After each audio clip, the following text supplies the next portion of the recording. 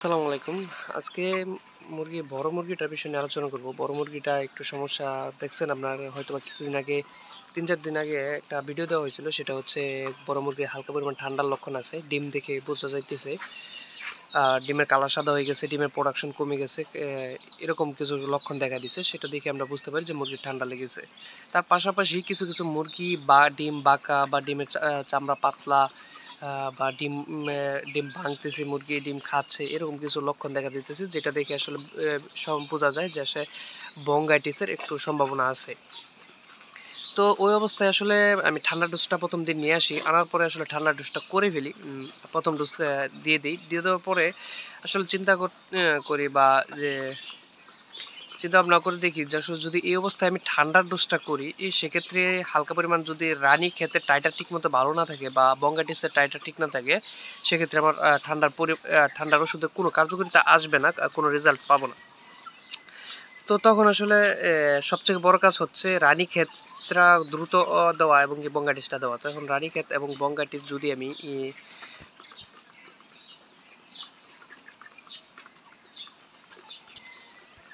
পানির মধ্যে দিয়ে দেই, সেক্ষেত্রে কাজ করার সম্ভাবনাটা খুবই কম। তখন আসলে চিন্তা ভাবনা করি যে আসলে এটা আমি যদি খাইয়ে দিতে পারি ডবের মাধ্যমে, সেটা সবথেকে ভালো হবে রানীক্ষেত আর ব্রঙ্কাইটিস। তো ২,৫০০ এর ডোজ MA5 এবং IV491 এই ২ টা নিয়ে আসি। আনার পরে আমি আজকে সকালবেলা ২ দিন আগে নিয়ে আসছি। তারপরে ঠান্ডার ডোজটা আমি ওইখানেই স্টপ করে দিয়ে দেওয়া। তারপরে আজকে আসলে এগুলো সম্পূর্ণ নিজে করা খুব টাফ ব্যাপার। ছোটটা বড়টা দোনোটার জন্য নিয়ে আসছি। ওটা ২,৫০০ এর ডোজ, এটার জন্য ২,৫০০ এর ডোজ। তখন ডাক্তারে কল করি। কল করার পরে আজকে সেহরি খাই তখন আসে। সকাল ভোরবেলায় মানে ফজরের নামাজের পরে আমরা ঘুমাইতে পারি নাই। অ্যা ভ্যাকসিনটা করার জন্য ডাক্তার আসছিল। তো তখন আনার পরে আজকে ভ্যাকসিনগুলো কমপ্লিট করলাম। ভ্যাকসিনগুলো কমপ্লিট করার পরে আশা করতেছি আগামীকালকে আমরা ঠান্ডা ডোজটা কমপ্লিট করব। যদি আমি যে অবস্থায় এখন আছে ওই অবস্থায় যদি আমি ঠান্ডা ডোজটা কমপ্লিট করতাম, সেক্ষেত্রে আমার ঠান্ডা ডোজের কার্যকারিতা যদি না আসতো, সেক্ষেত্রে অনেকই টাকার ক্ষতির মুখে পড়তাম। যেমন করে এখানে ঠান্ডার ওষুধ প্রায় ৳৯,৩০০ টাকার মতো ঠান্ডার ওষুধ নেওয়া হইছে। তো এখন যদি কার্যকারিতা না আসে, সেক্ষেত্রে আবার পুনরায় ভ্যাকসিন করার পরে আবার ঠান্ডার ডোজটা করতে হবে। করার পরে দেখা যাচ্ছে ডাবল খরচ হয়ে যেতেছে এবং কি ভ্যাকসিনও করা লাগতেছে। তো এসব চিন্তা ভাবনা না করে তখন আমি ব্রঙ্কাইটিস এবং রানীক্ষেতের ভ্যাকসিনটা নিয়ে আসি। আনার পরে ২ টা সেটের জন্য আমার টোটাল এখানে ৳৭,২০০ মেবি এরকম গেছে। ৳৭,২০০ গেছে ২ টা সেটের জন্য। ২,৫০০ ডোজ রানীক্ষেতের ২,৫০০ এবং ব্রঙ্কাইটিসের ২,৫০০ এরকম করে নিয়ে আসছি ইন্টারভেট কোম্পানির। তো আনার পরে আজকে মারছি। মারার পরে এখন যেভাবে খাওয়ানো হয়েছে, এটা আসলে এভাবে যদি দেওয়া যায় রানীক্ষেত এবং ব্রঙ্কাইটিস, তাহলে দ্রুত রেজাল্ট আসে, দ্রুত কার্যকারিতা আসে। এই কারণে আসলে খাওয়া দেওয়ার প্ল্যানটা। তো আগামীকালকেতে চেষ্টা করব যে ঠান্ডার ডোজটা কমপ্লিট করার। ঠান্ডার ডোজটা যদি আমি স্বয়ংসম্পূর্ণভাবে কমপ্লিট করতে পারি সুন্দরভাবে, সেক্ষেত্রে আমার ঠান্ডার লক্ষণ কেটে যাবে। প্রোডাকশন যে কমে গেছিল, সেটা আশা করতেছি ইনশাআল্লাহ প্রোডাকশন আগের মতো আবার চলে আসবে। আগের অবস্থানে চলে যাবে ইনশাআল্লাহ। তারপরে এটা কমপ্লিট করার পর যেহেতু গরম আসতেছে, তাই দ্রুত এই ঠান্ডার ডোজটা কমপ্লিট করার পরে কিছু ভিটামিন, ক্যালসিয়াম খাওয়ানো প্রয়োজন।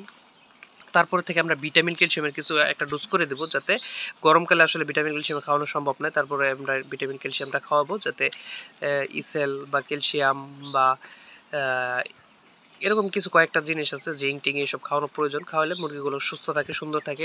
প্রোডাকশন একটু ঘাটতি থাকলে ঠিক হয়ে যায়। ক্যালসিয়াম ঘাটতি থাকলে ঠিক হয়ে যায়। আয়রন, ক্যালসিয়ামের ঘাটতি তো কম বেশি থাকেই। যেহেতু পুরান মুরগি, বয়স্ক মুরগি, সেক্ষেত্রে আয়রন, ক্যালসিয়াম ঘাটতি আছে। এটা করা খুবই প্রয়োজন। তো আশা করতেছি আগামী ৫ দিন আমার ঠান্ডার ডোজ চলবে। টেলমাইকোসিন দিয়ে ঠান্ডার ডোজটা করা হয়েছে। আপনাদেরকে ভিডিও আকারে দেওয়া হয়েছে। তো ঠান্ডার ডোজটা কমপ্লিট করার পরে আশা করতেছি এই ডোজের পরে ঠান্ডাটা পুনরায় সুস্থ হয়ে যাবে মুরগিগুলো। আর এই সেটের যে মুরগিগুলো আপনারা দেখতেছেন এখন মোটামুটি খুব ভালো অবস্থানে আছে। কিন্তু এই মুরগিগুলো আসলে হাই ডোজের অ্যান্টিবায়োটিক খাওয়াইতে মুরগিগুলো দুর্বল হয়ে গেছে। এখন মুরগিগুলো বেশি পরিমাণ বসে থাকে। দেখেন বসে থাকে, ঘুমাইতে থাকে। আসলে মুরগি এখন বর্তমানে খুবই সুস্থ আছে, কিন্তু মুরগিগুলো দুর্বল। ওরা পর্যাপ্ত পরিমাণ শক্তি নাই। মর্টালিটি খুব কম। মর্টালিটি কমে গেছে, যার কারণে মুরগিগুলো দুর্বল।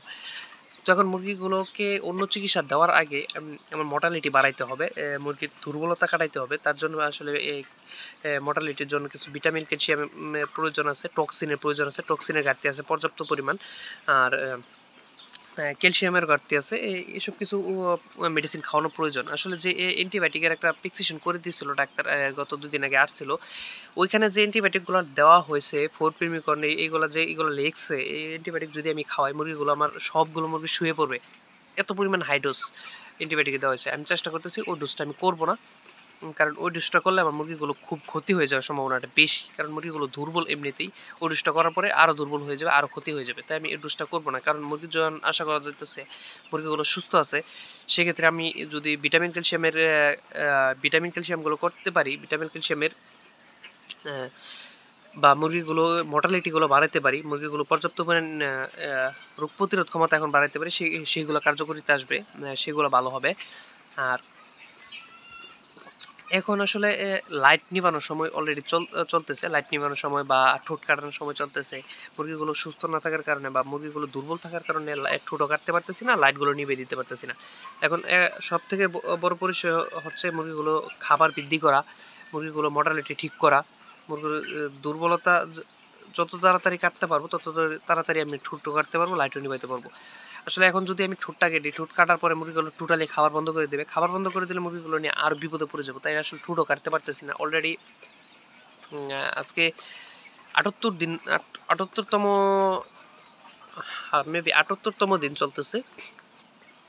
তো আমরা মূলত ৭৫তম দিনের মধ্যে ঠোঁট কাটা কমপ্লিট করে ফেলি, কিন্তু এবারে এখনও করতে পারতেছি না মুরগিগুলো সমস্যা থাকার কারণে। তো ইনশাল্লাহ আশা করতেছি খুব দ্রুত মুরগি সুস্থ হয়ে যেতেছে। এমনিতে কোনো মেডিসিন ছাড়া এখন মুরগি সুস্থ হচ্ছে, কারণ মুরগিকে পর্যাপ্ত পরিমাণ জায়গা দিতে পারতেছি, পর্যাপ্ত পরিমাণ আলো বাতাস চলাফেরা করতেছে খামারে, মুরগির কোনো সমস্যা হচ্ছে না, এমনই সে গ্যাস সৃষ্টি হচ্ছে না, যার কারণে মুরগিগুলো দ্রুত বড় হচ্ছে। তো আশা করতেছি মুরগিগুলো যদি আমি ২-৩ দিনের মধ্যে খাঁচায় উঠাইতে পারি, খাঁচায় উঠানোর পরে আশা করতেছি মুরগিগুলো এমনিতেই সুস্থ হয়ে যাবে, কোনো মেডিসিন ছাড়াই ইনশাআল্লাহ। তো এই ছিল আজকের ভিডিওটি যদি ভালো লাগে থাকে অবশ্যই লাইক কমেন্ট শেয়ার করে দিবেন, আর বেশি পরিমাণ চ্যানেলটি সাবস্ক্রাইব করবেন। যারা এখন পর্যন্ত চ্যানেলটি সাবস্ক্রাইব করেন না, দ্রুত চ্যানেলটি সাবস্ক্রাইব করে দিয়ে পাশে থাকেন। দেখা হচ্ছে আগামী পর্বে। সে পর্যন্ত সবাই ভালো থাকেন, সুস্থ থাকেন, আমার জন্য দোয়া করবেন, আমার খামারের জন্য দোয়া করবেন, মুরগির জন্য দোয়া করবেন। সবাই ভালো থাকবেন, সুস্থ থাকবেন। আসসালামু আলাইকুম।